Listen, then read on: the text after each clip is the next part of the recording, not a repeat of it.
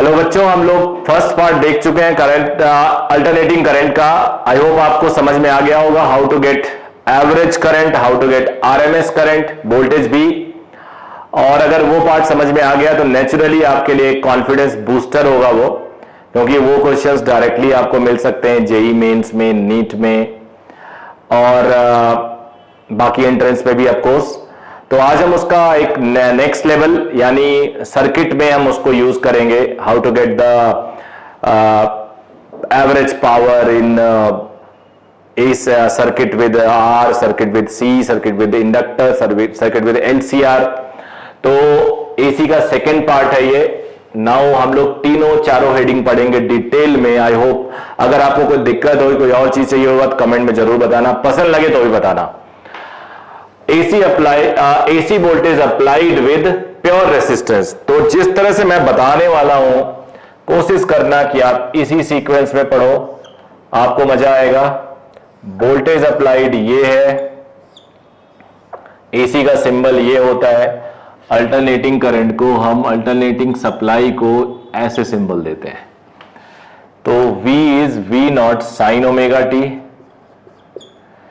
अब देखो जो जो मैं सॉल्व करूंगा आपको कैसे करना। पहला काम आप सबको करंट निकालना है।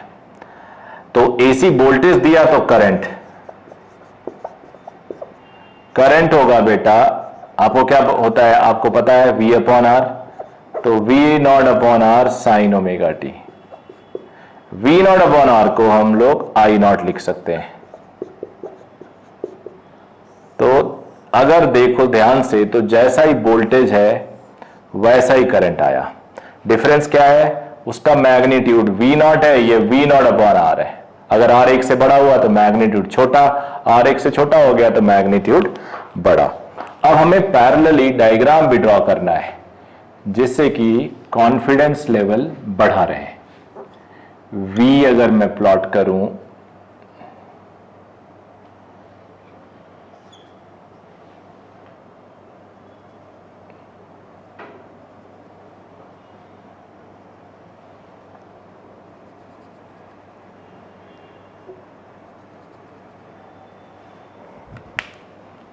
तो वोल्टेज का ये ग्राफ मान लो,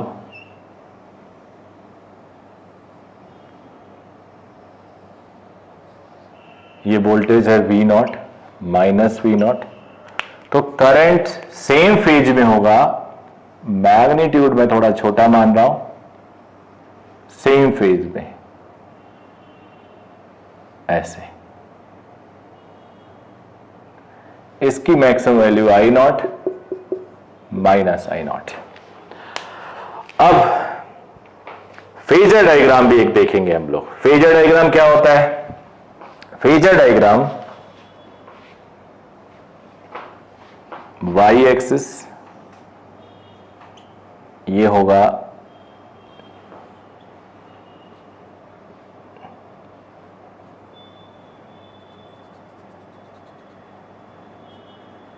इस तरह का फेजर आपको एनसीईआरटी में मिलेगा। दो टाइप का फेजर बनाऊंगा, एक मैं बताऊंगा जो बहुत इजी होगा और हेल्प करेगा आपको बाद में। वोल्टेज V नॉट ये है, अब इस ओमेगा टी पे, अब इसका थीटा की तरफ कंपोनेंट कॉस थीटा, दूसरी तरफ sine theta. V is equal to V not sine omega T. और वोल्टेज भी सेम फेज में है, आई एम सॉरी करंट भी सेम फेज में है, ये I naught. I is equal to I not sine omega T. अब मैं एक फेज बता रहा हूं, याद रखना बड़े काम का है। मैं ओमेगा टी को रेफरेंस मान लेता हूं, तो ये वोल्टेज होगा जो ओमेगा टी पे है V नॉट, और उसी पे करंट होगा, मैग्नीट्यूड में वेरिएशन होगा, इसका मैग्नीट्यूड I नॉट है। तो दो फेजर हो गया। तुम थोड़ा इसको बड़ा भी कर सकते थे, अगर मैं बड़ा कर दूं तो ऐसे होगा।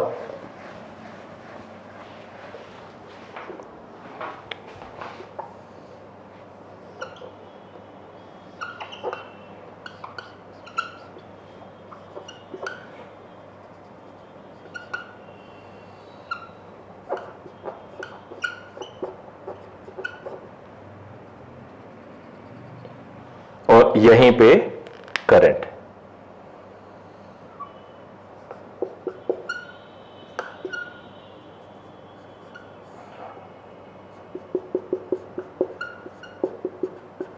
ये एनसीईआरटी में दिया हुआ है।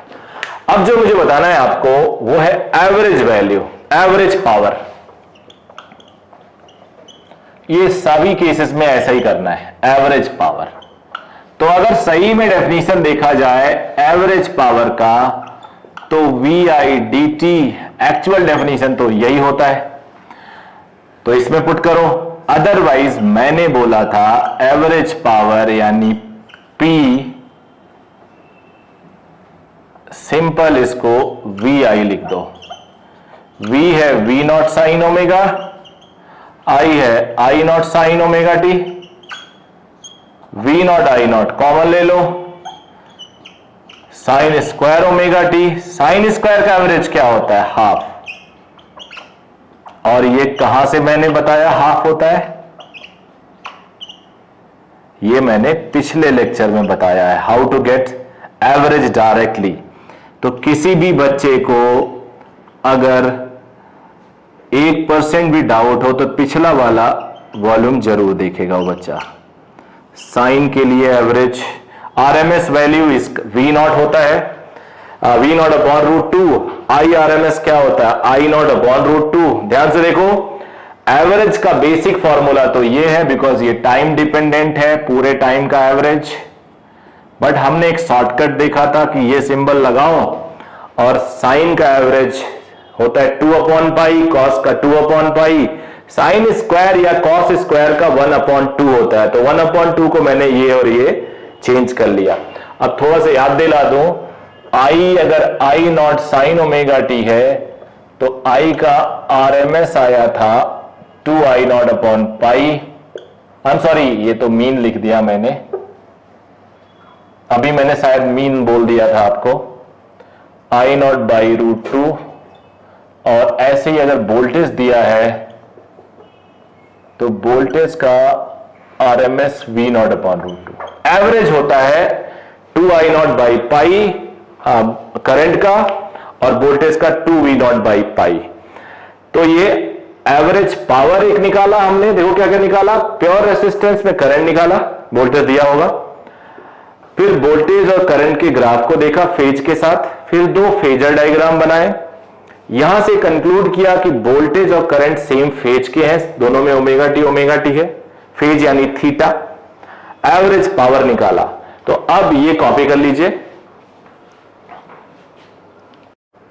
तो बच्चों, प्योर रेसिस्टेंस के बाद प्योर कैपेसिटर और इंडक्टर, तो मैं इसी में आपको बताऊंगा जिससे आप कंपेयर भी कर पाओ। स्लाइड चेंज करेंगे हम लोग और फिर देखेंगे कहां कहां चेंज हो रहा है। आपको मजा भी आएगा, बिकॉज आप कंपेयर कर पाओगे प्योर रेसिस्टर के साथ और इसमें क्या क्या चेंजेस आ गए हैं। एवरेज निकालना ही है। ये हटा देता हूं, अननेसेसरी क्राउड, थोड़ा सा यहां क्राउडेड लगेगा। और वोल्टेज सेम है, नो प्रॉब्लम।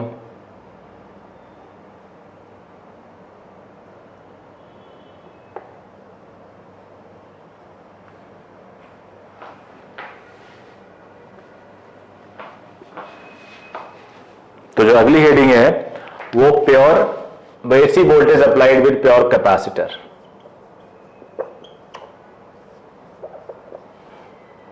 प्योर कैपेसिटर में सी होगा, आपने पढ़ा है डीसी के साथ, अब पढ़िए एसी के साथ। इसको हम लोग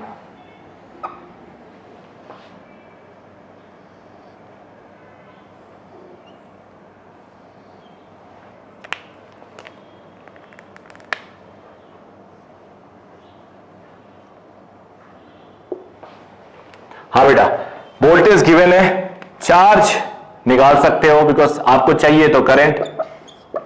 तो since Q is equal to CV, इस पे जो चार्ज आएगा वो वोल्टेज पे डिपेंड करेगा, CV not sine omega T. But आपको चार्ज तो चाहिए नहीं था, आपको चाहिए current. dq by dt differentiate करो, साइन का डिफरेंशिएशन क्या होगा, कॉस और ओमेगा बाहर आएगा, और इसको लिख सकते हो V not upon 1 upon omega C, cos को लिख दो तुम sine omega T plus 90 degree. तो साइन 90 प्लस थीटा क्या होता है? कॉस थीटा होता है। इसको V not upon X C और ये हो जाता है करंट। अब इस बार क्लियरली विजिबल है कि करंट का फेज यानी एंगल 90 डिग्री ज्यादा है, बट ये एक्सी क्या है? ये है 1 अपॉन ओमेगा सी। वैसे ओमेगा तुम्हें पता है एंगुलर फ्रीक्वेंसी होता है, हम इसे कहते हैं कैपेसिटिव रिएक्टेंस। एक टाइप का रेसिस्टेंस होता है जिसकी यूनिट ओमेगा होती है। अब ये कॉस का फंक्शन है, कॉस का फंक्शन को कॉस का फंक्शन बोलो या बोलो साइन का फंक्शन है जो 90 डिग्री अहेड चल रहा है एक्चुअल साइन से। तो 90 डिग्री अहेड या कॉस का फंक्शन जो होगा वो यहां से स्टार्ट करेगा, यहां से मिड में आएगा। थोड़ा सही ड्रॉ कर लें इसको।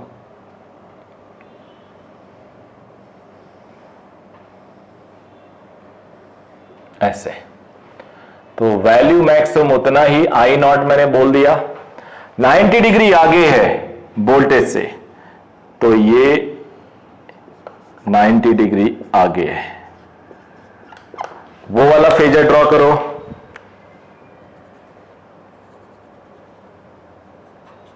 जो एनसीईआरटी में दिया है।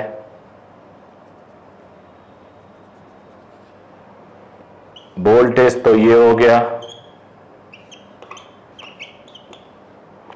90 डिग्री इस लाइन से आगे। एवरेज पावर निकालते हैं। V is V not sine omega T, I is I not cos omega T. Because आप देखो तो ये कॉस ही आया था, उसको हमने साइन में कन्वर्ट किया जस्ट टू कंपेयर। तो अगर मैं 2 मल्टीप्लाई कर दूं और 2 डिवाइड कर दूं, 2 डिवाइड करूं 2 मल्टीप्लाई करूं,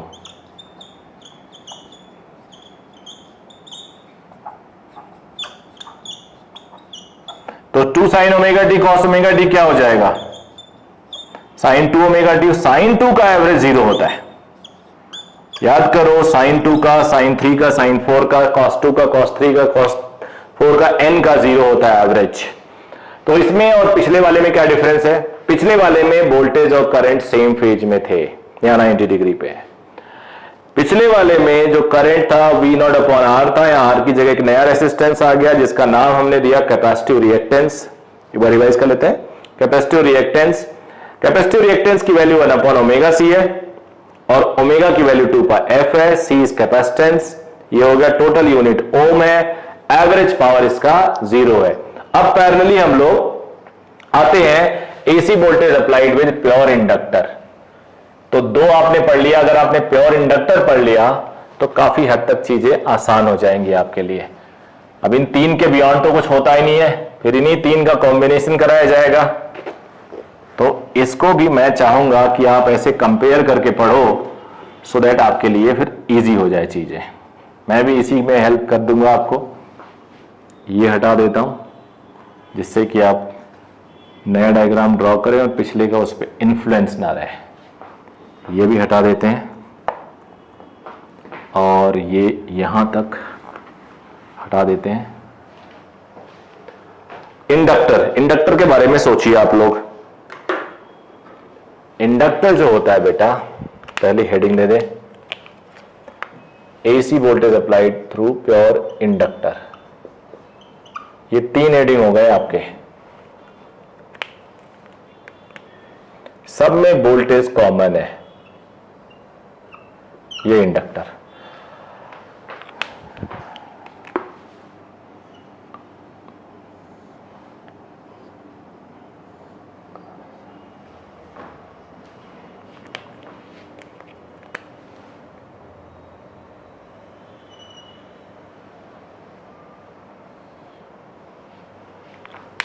अब इसमें करंट कैसे निकाला जाए? तो वोल्टेज अक्रॉस इंडक्टर जो होता है वो होता है बेटा L D I by D T. वैसे माइनस होता है बट हमें यहां मैग्नीट्यूड चाहिए, तो L D I by D T. तो अब जो डी आई होगा वो होगा v upon L into D T. V है V not sine omega T into D T. तो करंट होगा integration of it sine omega T D T, और इसको लिख सकते हो V not upon omega L minus cos omega T. ये आ गया। इसको थोड़ा अरेंज करना है हम सबको। तो देखो कैसे अरेंज करेंगे। Sine minus theta is sine minus theta is minus sine theta. Okay, अब अगर मैं लिखता हूं साइन 90 माइनस थीटा, तो ये होता है कॉस थीटा। अब अगर मैं लिखूं sign theta minus, I am sorry, इसको बहुत ही बेसिक बता रहा हूं कि तुम्हें मैथ्स बिल्कुल नहीं आता है, 9th 10th लेवल से ऊपर नहीं आता। इंजीनियरिंग के बच्चों को तो कोई दिक्कत नहीं होती, बट मेडिकल में थोड़ा जरूर दिक्कत होती है।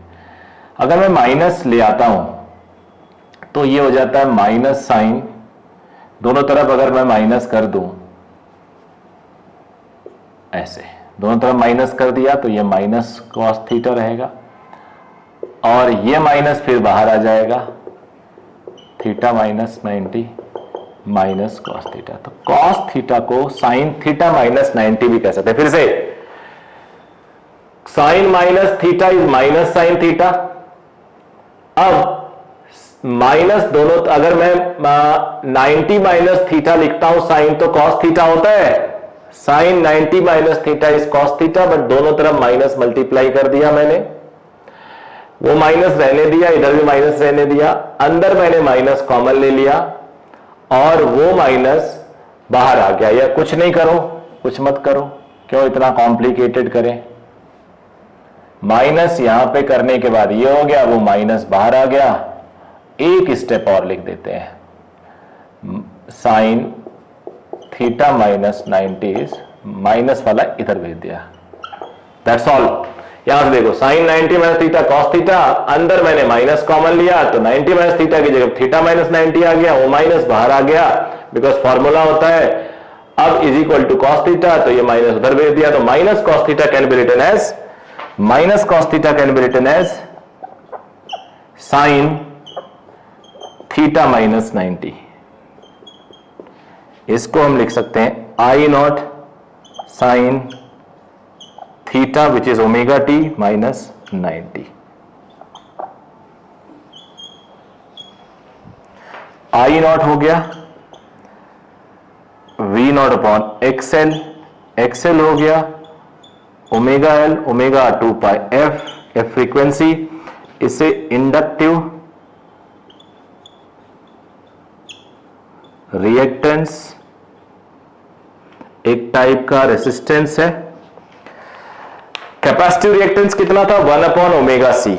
इंडक्टिव रिएक्टेंस क्या, ओमेगा सी।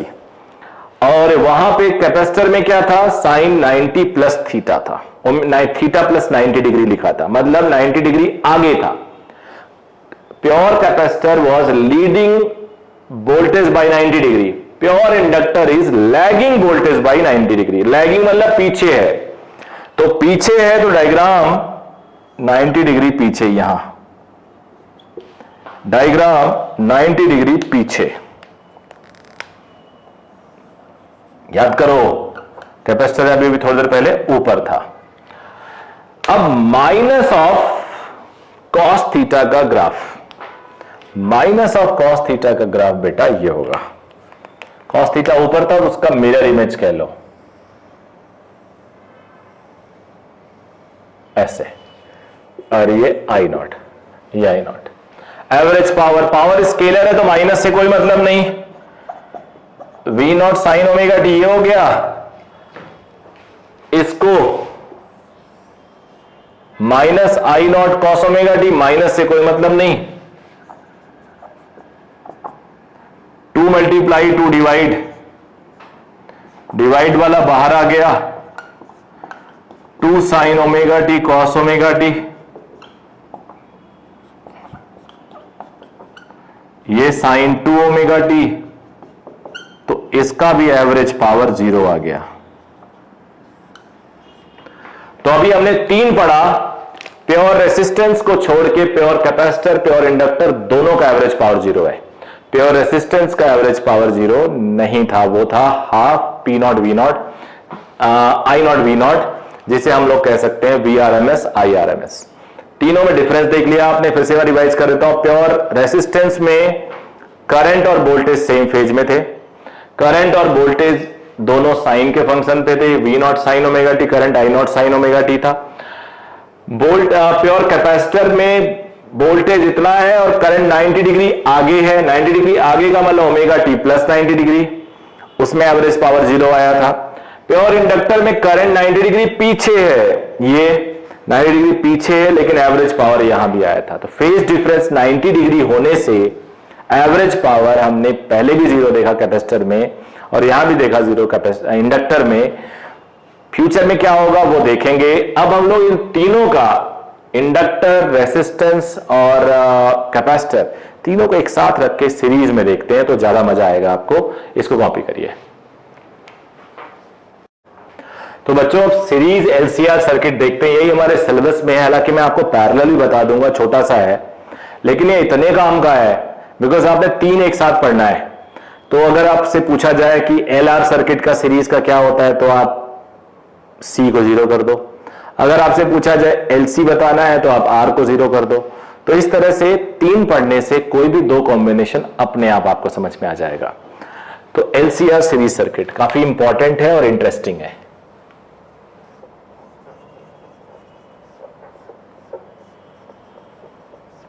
सीक्वेंस का कोई फर्क नहीं पड़ता, कुछ भी कर लो।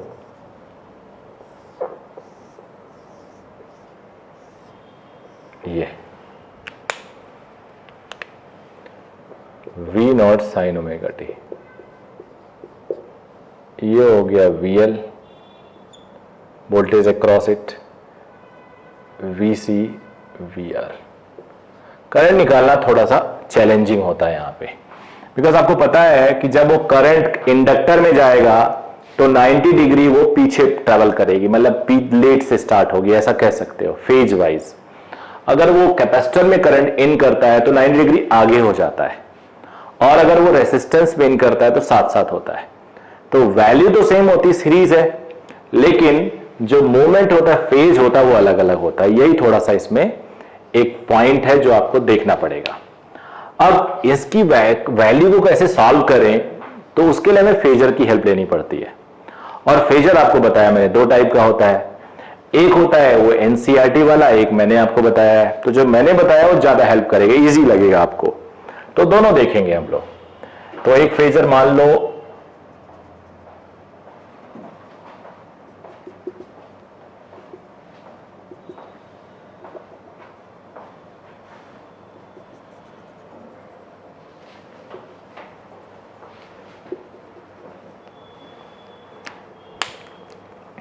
ये वोल्टेज है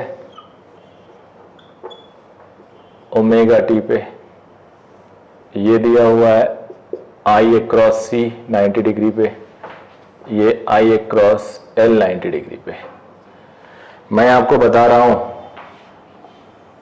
वोल्टेज अक्रॉस, अच्छा ये आर के अक्रॉस, ये वी नॉट है, वी आर ये है, बिकॉज वी आर जो होगा करंट का मैग्नीट्यूड सेम होगा।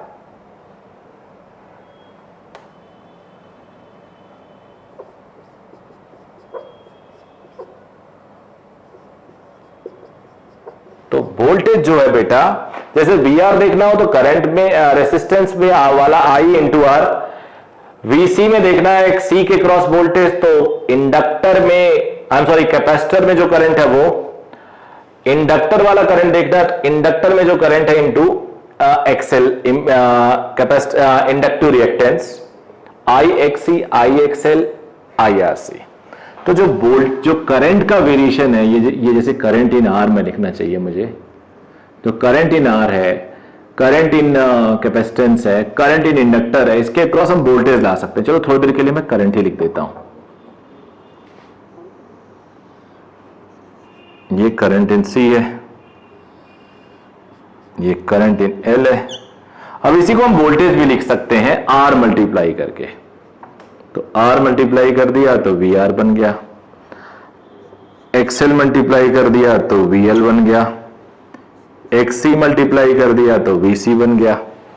तो इस तरह से हमने निकाल लिया कि वीसी और वीएल के बीच में फेज 180 डिग्री का है। वीसी और वीएल के बीच में फेज कितना है? 180 डिग्री का है। अब हम इससे कुछ डिराइव कर सकते हैं। अब मान लेते हैं let VC greater than VL. Assume करने में क्या जाता है, उल्टा भी पॉसिबल है। ये अप्लाइड वोल्टेज, ये वी आर और ये नेट आया वीसी माइनस वीएल। अब जो वोल्टेज आएगा ये और ये, इनका रिजल्टेंट वो यहां होगा। ध्यान से देखना, ये फेज फाई है किससे? वी नॉट से, अप्लाइड वोल्टेज से। तो अब बिल्कुल इजी दिख रहा होगा आपको। वीसी ऊपर था 90 डिग्री, वीएल 90 डिग्री पीछे था। तो जो दोनों ऑपोजिट में है तो नेट क्या आएगा? जो बड़ा होगा उसमें से छोटे को माइनस कर लो। अगर कहीं पे वीएल बड़ा होता तो नेट ऊपर ना लिख के मैं नीचे लिखता, क्या लिखता? VL minus VC. अगर वीसी बड़ा है तो नेट ऊपर हो जाएगा, क्या लिखूंगा? VC minus VL. तो इस तरह से v निकल गया हमारे लिए। अब ये सिंपल मैथमेटिक्स से पाइथागोरस थ्योरम जो होता है, v is equal to under root V R square plus V C minus V L या V L minus V C square. कई बच्चे कंफ्यूज मत होना, बिकॉज a माइनस बी का square is equal to B minus A का square. अक्सर हम लोग V L minus V C पढ़ लेते हैं, इसलिए मुझे भी कंफर्टेबल लगता है। और अगर अच्छा चाहो तो डिफरेंस लिख दो, बड़े में से छोटा, वैसे भी स्क्वायर है कोई फर्क तो पड़ता नहीं है। तो यहां पे हम लिख सकते हैं, उस चीज को मैं यहां ला रहा हूं। अभी अभी कलर चेंज कर देते हैं। V हमने देखा total voltage V R square plus VL difference VC square. अब बेटा लेट एक एजम्पशन ले, Z is equal to total resistance. तीन सीरीज में है ना, तो टोटल या नेट रेसिस्टेंस जो ओम में होगा, इसका एक नाम है, we call it impedance. Impedance. तो अगर Z टोटल रेसिस्टेंस है, करंट की वैल्यू I है, तो V is equal to I Z, और VR है IR, VC है IXC, VL है IXL। यहां कुछ भी लिखे, C पहले लिखे, L पहले लिखे, कोई फर्क नहीं पड़ता। का स्क्वायर I कॉमन लो तो इंपीडेंस हो जाता है under root R square plus XL minus XC whole square. अब मैं बार बार कह रहा हूं, यहां कुछ भी चलेगा। तो ये हो गया नेट रेसिस्टेंस, इंपीडेंस। अब अगर कोई बोले तो, बिकॉज अभी अभी मैंने तुम्हें बताया कि जो नेट इंपीडेंस वोल्टेज है वो आई जेड है, तो डायरेक्शन वाइज, अब रेसिस्टेंस का तो कोई डायरेक्शन होता नहीं है, डायरेक्शन वाइज अगर मैं वन लाइन में तुम्हें समझाऊं तो वोल्टेज ये है और करंट ये है, ये कितने डिग्री का एंगल हुआ? फाई का। एक और बात, ये तो तब है जब VC बड़ा है VL से। ये तो तब है जब VC बड़ा है VL से। करंट सेम होता है तो XC बड़ा है XL से। और यही चीज क्या हो सकती है? नीचे हो सकती है when XC एक्सएल बड़ा हो एक्सी से, यानी एक्सएल आई सेम होता है, पहले लिख दिया, वीएल बड़ा हो वीसी से, आई सेम होता है तो एक्सएल बड़ा होगा एक्सी से। तो ये चीजें और मैं अभी थोड़ी देर में बताऊंगा, पहले हम लोग एवरेज पावर निकाल लेते हैं। एवरेज पावर ऐसे सीधे, नो इंटीग्रेशन,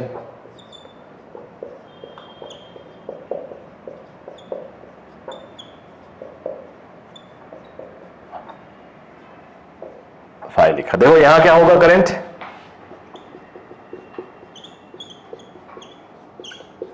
प्लस फाइव, यहां क्या होगा करंट बेटा, माइनस फाइव। नीचे, ये ऊपर है, कुछ भी हो सकता है, हमें नहीं पता which one is bigger which one is smaller, तो मैंने ऐसे लिख दिया plus minus five. V naught I naught बाहर कर लेते हैं, कांस्टेंट है, sine A cos B formula लगा देते हैं, कॉस ए साइन बी,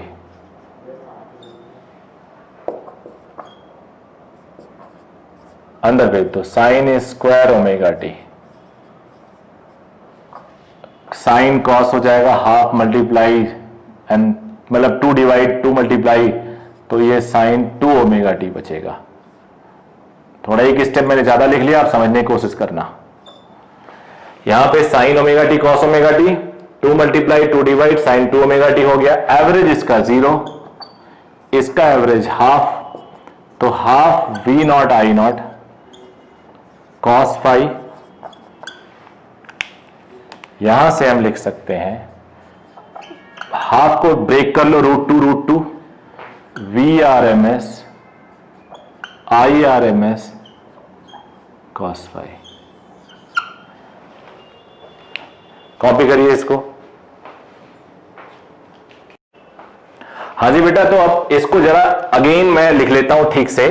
जो जो अभी अभी हमने सीखा, हमने ये देखा कि जो वोल्टेज अप्लाइड है वो ये है, मान लो करंट रेसिस्टेंस में इधर होता है इसलिए उसका वोल्टेज भी इधर होगा, वोल्टेज करंट कैपेसिटर में इधर होता है इसलिए वोल्टेज भी इधर ही होगा, इंडक्टर में, इसको ऐसे लिखो, इंडक्टर में करंट नीचे होता है इसलिए उसका वोल्टेज भी इधर ही होगा। अब इसके 3 केसेस बनेंगे, तीनों हम लोग डिटेल में पढ़ेंगे। करंट हमने देखा I not sine omega T plus minus five, ये हो गया, वोल्टेज ये था। एवरेज पावर हमने पढ़ा V R M S I R M S cos five, पर इसमें अभी भी बहुत कुछ है बताने को। अब इसके हम लोग 3 केसेस कैसे पढ़ सकते हैं, देखो कैसे।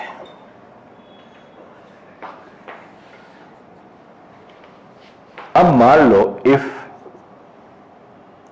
VC greater than VL, VC greater than VL, तो क्या होगा,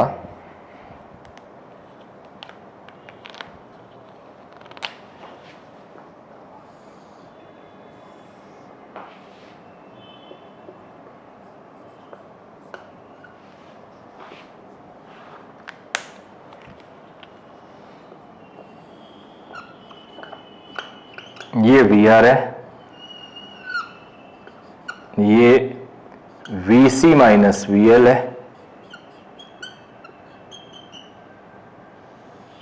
और ये V है जो फाइव बना रहा है। V क्या है वैसे, IZ है। अब अगर मान लो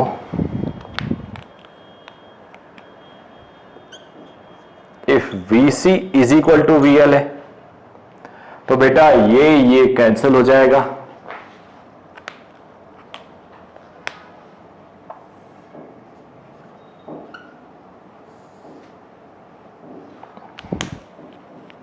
आपको जो वोल्टेज मिलेगा नेट वो ये होगा जो IZ लिख सकते हो।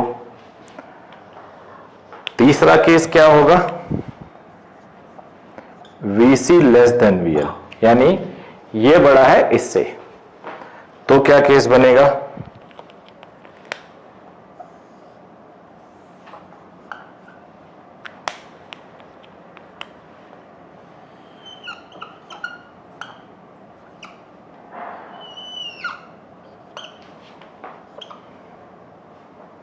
VL माइनस VC, V इधर आ जाएगा, VIZ होता है। बेसिकली ये I का ही डायरेक्शन है, और बिकॉज Z का तो कोई डायरेक्शन होता नहीं है। अब यहां से हम लोग फेज का डायरेक्शन हम लेते हैं। यहां पे जो करंट है उसको हम लिख सकते हैं I not sine omega T plus phi. यहां पे हम लिख सकते हैं I is equal to I not sine omega T, no phi plus और माइनस, यहां I is equal to I not sine omega T minus phi. अब देखना जरा ध्यान से, कुछ और चीजें बताऊंगा मैं आपको। इसलिए इन जनरल हम लोग क्या लिख देते हैं, I not sine omega T plus minus phi, चाहे प्लस फाई लो या माइनस फाई लो, एवरेज 0 आया था। अब यहां पे अगर मुझे कॉस फाई लिखना हो, बिकॉज देखो कॉस फाई आया है, ये इस कॉस फाई को हम कहते हैं पावर के साथ आया हुआ है ना, पावर फैक्टर, तो ये होगा VR अपॉन V, यहां भी होगा VR अपॉन V, और VR होता है IR, V होता है IZ, तो ये R अपॉन Z होगा, ये होगा R अपॉन Z। Z क्या होगा, तो इंपीडेंस का भी डायग्राम हम लोग बना देते हैं। इंपीडेंस,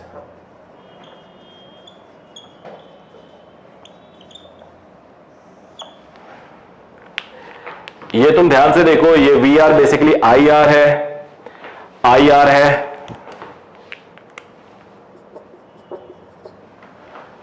VC IXC है, VL IXL है, तो हम इसको ऐसे दिखा सकते हैं, नहीं वोल्टेज का रखो ही मत, इधर XL XC है ऊपर, XL है नीचे, इसके भी 3 केसेस बन सकते हैं।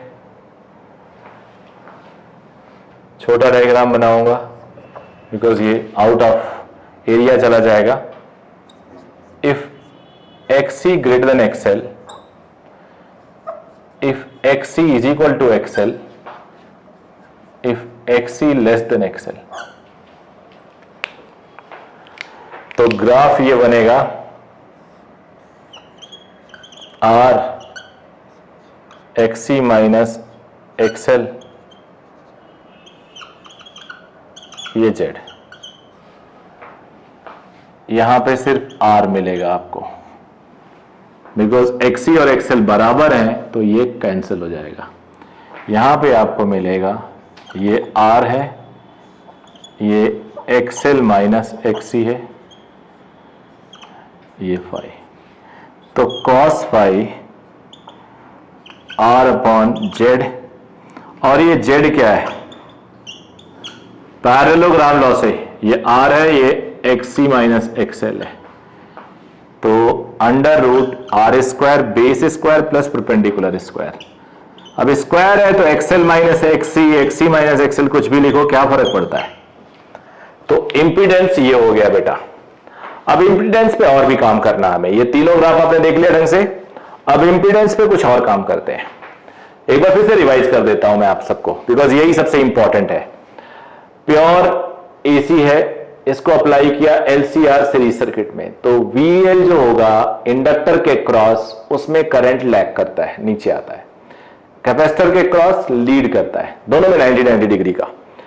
रेसिस्टेंस के क्रॉस सेम डायरेक्शन में। तो ये सर्किट बना, इसको हमने माना, इस पहले भी हमने देखा है, इसको हमने माना VC को माना हमने कि बड़ा है पहले, तो नेट बड़ा माइनस छोटा, नेट डायरेक्शन बड़ा वाला हो जाएगा, ये लिख दिया VC माइनस VL। VR का डायरेक्शन वोल्टेज के डायरेक्शन के बराबर है। नेट V आया, जो V आएगा नेट, उसमें I इंटू नेट रेसिस्टेंस होता है। Z को नेट रेसिस्टेंस कहते हैं, जिसे हम इंपीडेंस नाम देते हैं, नेट रेसिस्टेंस। तो IZ हो गया, यहां से I का डायरेक्शन हम लिख लेंगे I not sine omega T plus five ऊपर है तो प्लस फाइव। अगर अगले केस में मैंने मान लिया कि VL बड़ा है VC से, तो नेट नीचे हो जाएगा, बिकॉज VL नीचे था, VL माइनस VC। अब इस केस में V is equal to IZ हो गया। अब हम मानेंगे I V नॉट से नीचे फ्लो कर रहा है, मतलब पीछे फ्लो कर रहा है, लैग कर रहा है, या लीड कर रहा था। एक केस ऐसा भी आता है कि जहां पे करंट और वोल्टेज सेम फेज में जा सकते हैं। यानी तुमसे अगर कोई पूछे कि is it possible to get zero phase difference in LCR series circuit, you may say yes it is possible, and it is only possible when VL is equal to VC और XC is equal to XL, because both are same, current की value constant है, बस phase में differ आ रहा है। अब यहां से हमने एवरेज पावर जो निकाला था वो VRMS IRMS cos फाई था। cos फाई को पावर फैक्टर कहते हैं, पावर के साथ आ रहा है, और इसकी वैल्यू होती है R अपॉन Z। एक चीज और हम लोग निकालते हैं अक्सर, tan फाई क्या है। तो tan फाई जो होता है वो होता है perpendicular which is VL difference VC, because हमें नहीं पता कौन बड़ा है, upon VR। VL IXL VC IXC ये IR, तो XL difference XC upon R, ये tan फाई भी आता है। इंपीडेंस डायग्राम से हम लोग नेट Z निकाल लिए। अब Z आने के बाद कब हमें करंट मैक्सिमम मिलेगा, कब हमें करंट मिनिमम मिलेगा, ये भी हमें देखना है, वो मैं आपको बता रहा हूं। यहां पे कुछ चीजें मैं हटा दूं, तब तक जल्दी से रिवाइज कर लीजिए आप लोग जो जो अभी पढ़ा है आपने।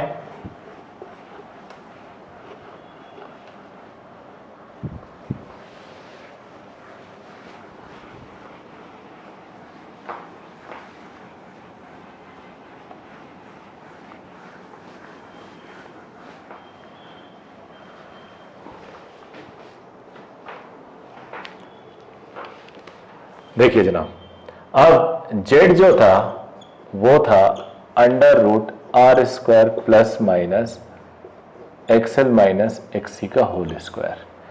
अब करंट जो होता है वो V अपॉन Z होता है। मान लो V upon under root R square plus XL minus XC का होल स्क्वायर है। So just my aim is to get maximum current. I is equal to I max. ये कब मिलेगा?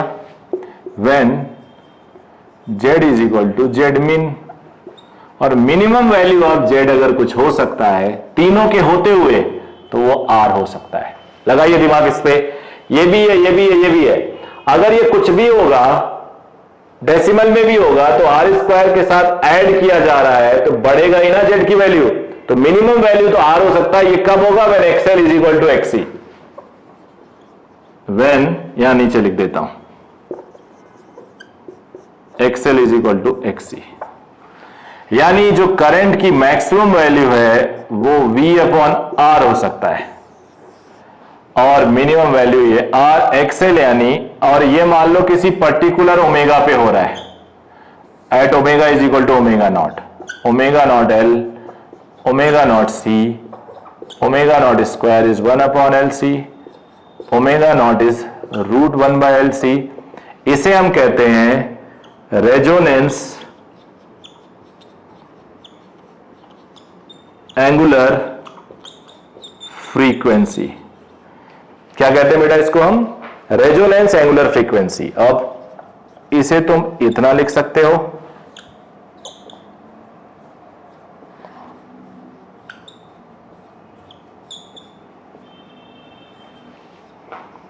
और ये F not is resonance frequency है। F not क्या हो गया? ये रेजोनेंस फ्रीक्वेंसी है। तो AC applied with LCR series circuit आपने देख लिया, वेरिएशन देख लिया, Z का फेज का, कब प्लस होगा, कब माइनस होगा? प्लस तब होगा जब XC बड़ा हो XL से, माइनस कब होगा जब XL बड़ा हो XC से, जीरो कब होगा जब XC is equal to XL हो, यानी जीरो तब होगा, आप ऐसे भी कह सकते हो XL is equal to XC कब होगा,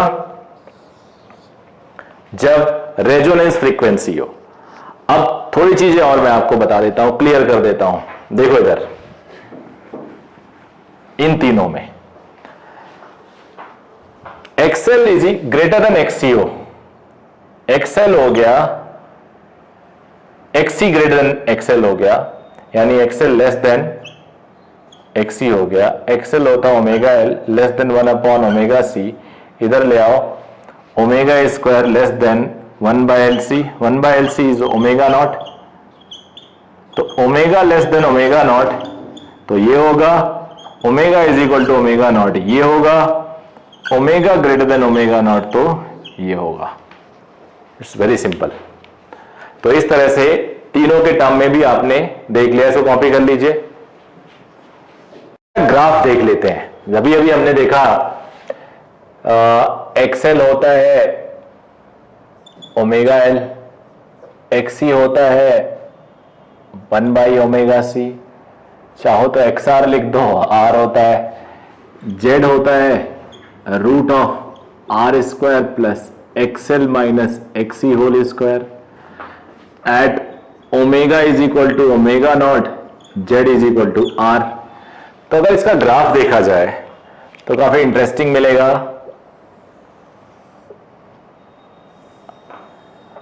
frequency versus impedance,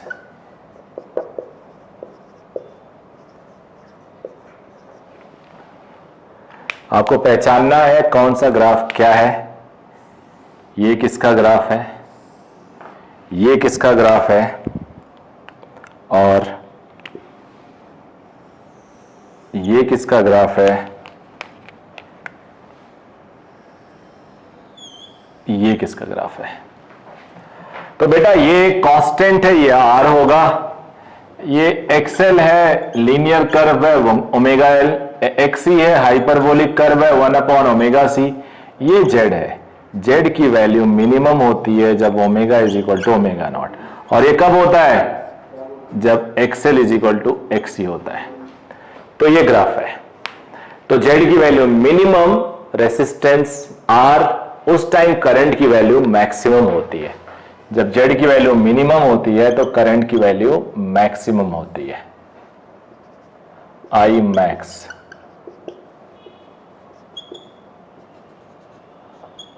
I am sorry, ये omega is equal to omega not, graph ऐसे होता है। अब अगर मान लो तुम्हारे पास कॉम्बिनेशन हो RL सर्किट का, कॉम्बिनेशन हो RC सर्किट का, कॉम्बिनेशन हो LC सर्किट का, मान लो आपके पास हो ये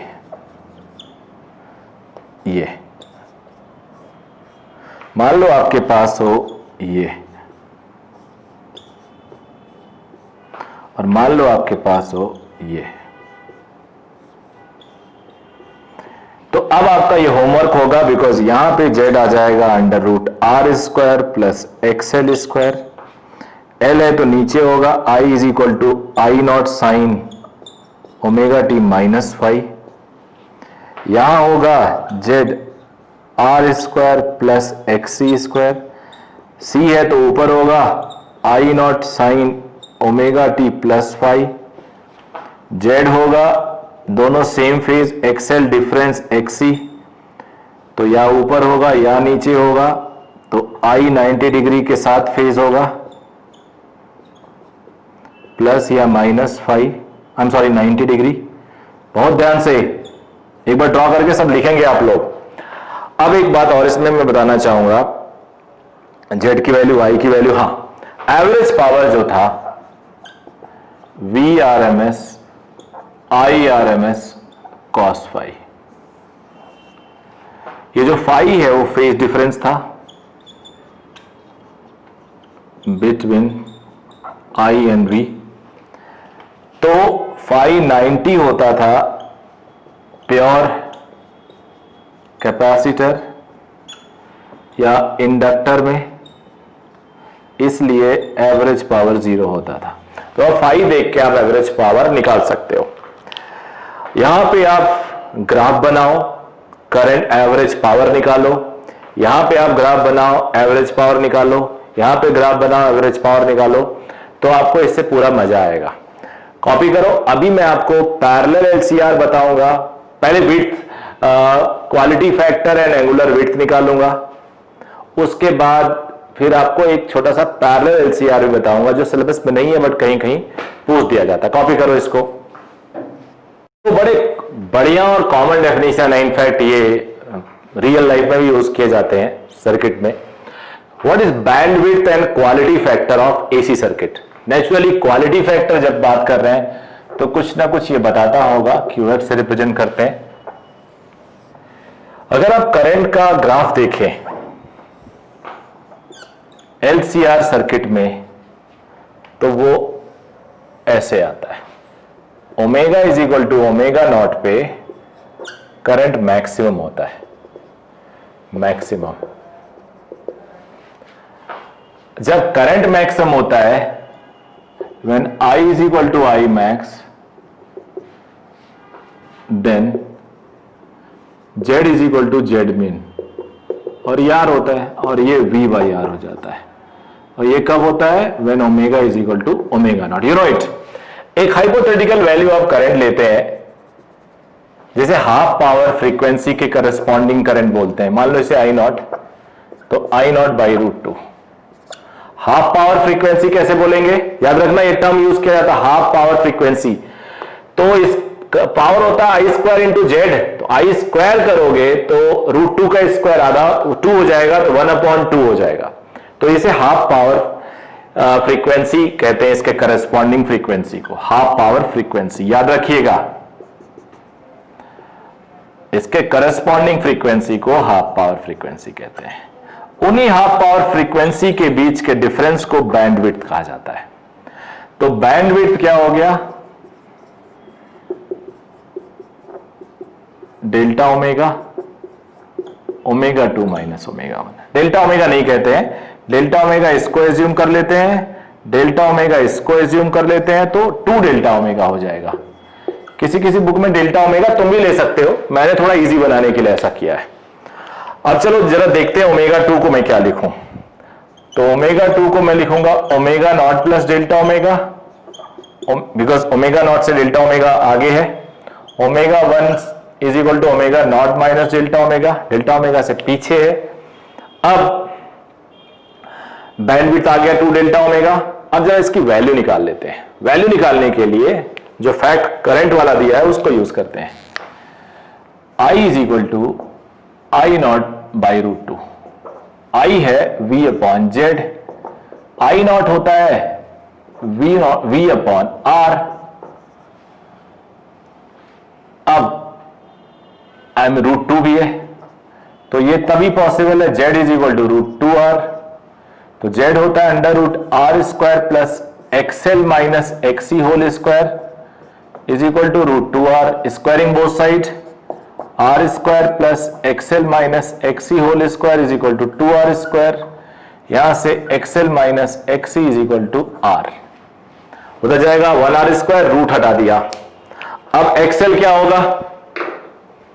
XL होगा, अच्छा देखो ये जो वैल्यू आई है ये when omega 1 omega is equal to omega 1 या omega is equal to omega 2। देखो आई की वैल्यू आई नॉट बाई √2 किसी पे भी आ सकती है, ये भी ले सकते हो, ये भी ले सकते हो। तो बोथ आर ट्रू, दोनों सही है। तो ओमेगा 1 है basically omega not minus delta omega, ये omega not plus delta omega, तो मैं इसको ले रहा हूं। तो ओमेगा एल को मैं लिखूंगा omega not plus delta omega into L, I am sorry XL को, एक्सएल होता है ओमेगा एल, एक्सी होता है 1 बाई ओमेगा एल।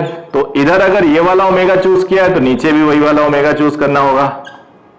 एक्सी होता है 1 by omega C is equal to R. थोड़ा सॉल्व करना पड़ेगा। ऊपर से omega naught L omega naught common ले लिया, माइनस, यहां नीचे से ओमेगा नॉट कॉमन ले लिया,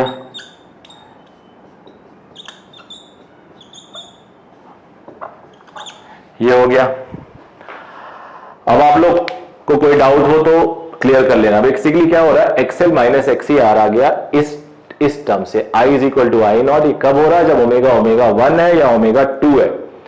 आई होता है वी बाई जेड, आई की वैल्यू आई नॉट तब होगी जब जेड मिनिमम होगा, दैट इज आर, तो वी बाई आर ये तभी बराबर होगा जब Z is equal to root 2 R. Z की वैल्यू रखी, स्क्वायर किया, और ये हम सॉल्व कर रहे हैं। अब तुम्हें पता है थोड़ी देर पहले जो एंगुलर ये होता है रेजोनेंस, यानी omega is equal to omega naught पे ये हो जाता है omega naught L is equal to 1 upon omega naught C. तो याद रखना ये दोनों इक्वल होते हैं। तो यहां पे 1 अपॉन ओमेगा नॉट सी जो है वो ओमेगा नॉट एल के बराबर ही तो है। तो टोटल में से ओमेगा नॉट एल कॉमन ले लिया, इसे ऊपर कर दो, 1 plus delta omega by omega naught ऊपर कर दिया, -1 आया। ये कॉमन चला गया, 1 अपॉन ओमेगा नॉट सी और ओमेगा नॉट एल इक्वल है। Omega naught L 1 upon omega naught C equal है। तो अगले स्टेप में चाहो तो इसको ओमेगा नॉट एल लिख दो, फिर उसके अगले में कॉमन लो या डायरेक्ट ले लो। अब तुम्हें एक चीज और बता दूं, एक टर्म होता है बाइनोमियल एक्सपेंशन, इसमें 1 plus x to the power n is equal to n x, 1 plus n x हो जाता है अगर x छोटा हो। तो यहां भी डेल्टा ओमेगा छोटा है, उस पे एक बड़ा डिवाइड किया तो और छोटा आ गया, तो ये छोटी टर्म है तो पावर अंदर आ जाएगा। तो यहां से ओमेगा नॉट एल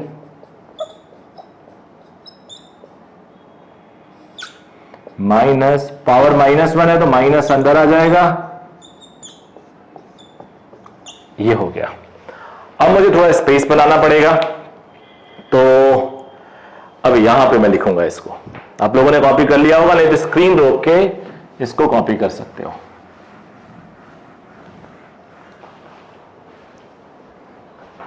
जब मैं ऊपर लेके जाऊंगा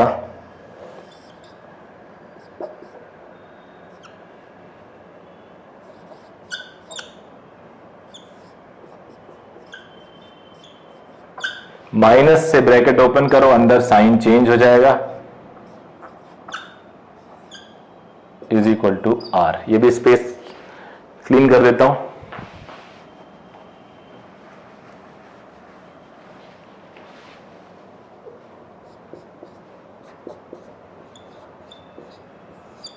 ये minus plus cancel, 2 delta omega upon omega naught, omega naught cancel हो गया।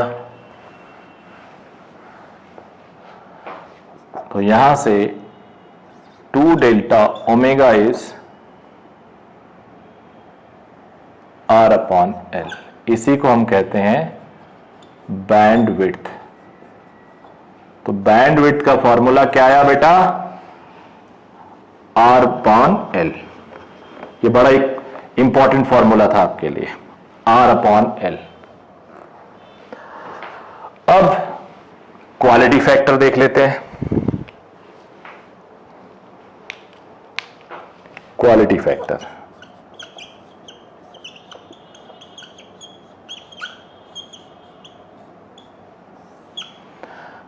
फैक्टर होता है angular resonance frequency upon bandwidth. Angular resonance frequency upon bandwidth. तो एंगुलर रेजोनेंस फ्रीक्वेंसी की वैल्यू तुम सबको पता ही है, ये आर अपॉन एल हो जाएगा। तो आर नीचे एल ऊपर आ गया, ये 1 अपॉन रूट एल सी। अब तुम एल को अंदर रूट बना के भेजो तो 1 upon R root L upon C. तो क्वालिटी फैक्टर का फॉर्मूला लिख लो ये। तो ये बहुत ही इंपॉर्टेंट चीज हेडिंग हो गई आपकी। अब आखिरी में मैं आपको एलसीआर पैरेलल का थोड़ा सा हेडिंग दे देता हूं और थोड़ा सा हिंट दे देता हूं। जो बहुत इजी होता है, लेकिन कई बार बच्चे इसलिए नहीं कर पाते हैं कि क्लास में इस चीज का डिस्कशन नहीं हुआ होता है। कुछ चीजें आप अपने आप से कर सकते हो अगर हम थोड़ा हिंट देते हैं, बिकॉज पूरा चैप्टर आपने पढ़ लिया है, अब केवल वही रहता है। तो मैं चाहूंगा वो भी ना रहे। पैरेलल एलसीआर, मान लो ये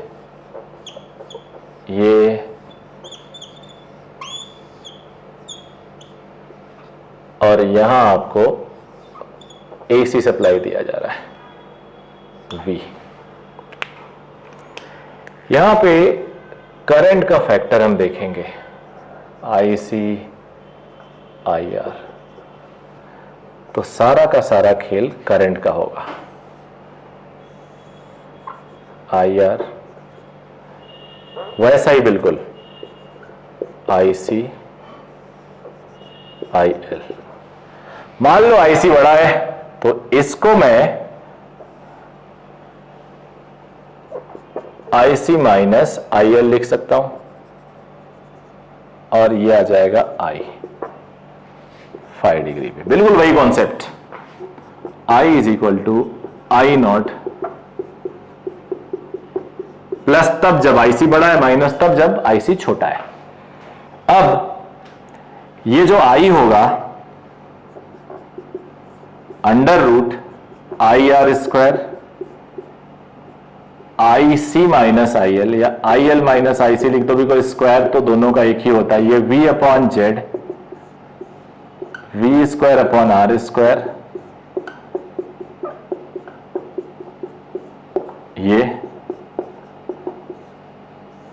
V कॉमन लेके कैंसिल कर दो, ये होगा। नोट करो, अभी कुछ चीजें इसमें भी मैं आपको बता देता हूं।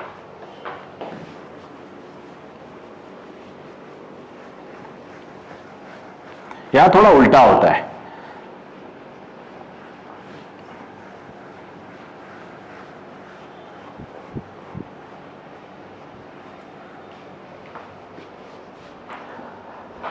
अब देखो क्या होगा बेटा, पैरेलल में तुम्हें याद, अगर तुम थोड़ा सा दिमाग पे जोर लगाओ, 1 ओम और 100 ओम का अगर पैरेलल है और ये 1 ओम और 100 ओम का सीरीज है, तो यहां पे जो इक्विवेलेंट होगा ग्रेटर देन 100 होगा, यहां जो इक्विवेलेंट होगा लेस देन 1 होगा, तो सबसे छोटे से भी छोटा। तो अगर यहां पे सोचो Z की मैक्सिमम वैल्यू कितनी आएगी और करंट की सबसे मिनिमम वैल्यू क्या आएगी, वो सारी चीजें हम लोग निकाल सकते हैं उसी थॉट से। मैं बताता हूं कैसे।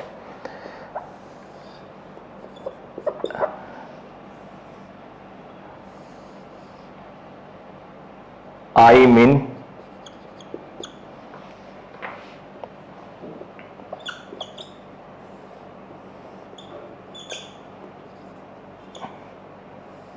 Z मैक्स, ये तब होगा Z की value Z max is equal to R when 1 upon XL minus 1 upon XC is 0, XL is equal to XC, और यहां से भी रेजोनेंस उतना ही आएगा, रेजोनेंस उतना ही आएगा, और minimum value V upon Z maximum that is R। यहां तो उल्टा चलता है, मिनिमम यहां पे मैक्सिमम वैल्यू R होगा, नेट मिला के उससे भी छोटा आता है, मैक्सिमम वैल्यू R, I की मिनिमम वैल्यू इतनी, और जो I का इक्वेशन होगा वो बता चुका हूं इतना, और एवरेज पावर पुराने जितना ही।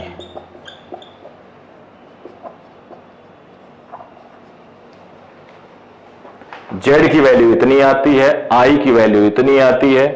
तो आई होप ये आपका पूरा चैप्टर खत्म हो गया है, और अगर आपको पसंद आए तो जरूर हमें बताइए, इसको दोस्तों को शेयर करिए, अपने फ्रेंड्स को जो सिमिलर को तैयारी कर रहे हो जेई और नीट की, या फिर बोर्ड में अच्छा मार्क्स लेना चाहते हैं आप लोग। लेकिन ये चैप्टर कंप्लीट तभी होगा जब कम से कम आप लोग 50 क्वेश्चंस इसके सॉल्व करो। 10 से लेके 50 क्वेश्चन तक में आपका कॉन्फिडेंस आने लगेगा। और मैक्सिमम क्वेश्चंस रेजोनेंस पे बेस्ड होते हैं। कई बार ओमेगा दे दिया होता है साइलेंटली और हमें ये नहीं दिया होता रेजोनेंस है, तो हम जब चेक करते हैं कि ओमेगा नॉट को निकालते हैं 1/√L इंटू सी, तो उतना ही आता जितना गिवन होता है और हमें एलसीआर सर्किट होता है, हम परेशान होते हैं। तो आप लोग क्वेश्चन को शुरू में चेक कर लिया करो कि क्वेश्चन में पूछा क्या जा रहा है और गिवन क्या क्या है। तो जब आप न्यूमेरिकल सॉल्व करेंगे मजा आएगा आपको। आई एम श्योर आपको बेनिफिट होगा इस चैप्टर से। Thank you very much, all the very best.